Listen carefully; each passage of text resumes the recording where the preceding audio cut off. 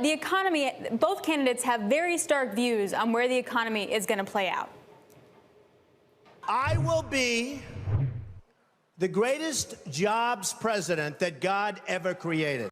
I'll be an ally of the light, not the darkness. It's time for us, for we the people, to come together. And make no mistake, united we can and will overcome this season of darkness in America.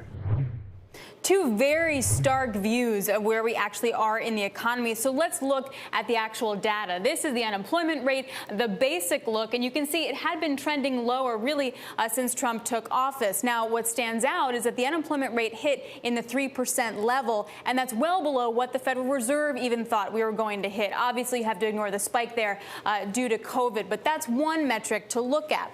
Now, the other is what's going on with Black and Latinx unemployment rates. President Trump often touts that as him being the best president for African Americans since President Lincoln. Well, here's the reality. Now, you did see unemployment for both subsectors decline throughout his presidency. In fact, Black unemployment rate went under 6% for the first time, going back all the way to 1972. Obviously, it did not last. Now, both of those are between 10 and 12%.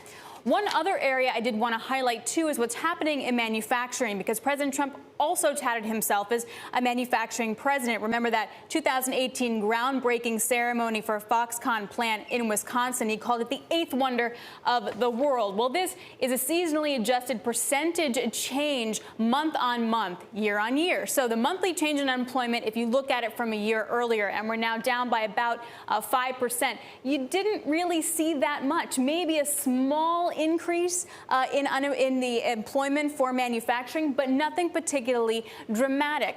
Now, what does Wall Street actually think about all of this? Well, if you take a look at the stock market, it doesn't actually care. So this chart looks messy, and it should look messy, because this is the S&P, and how many times the S&P has closed at a record 146 times during President Trump's presidency.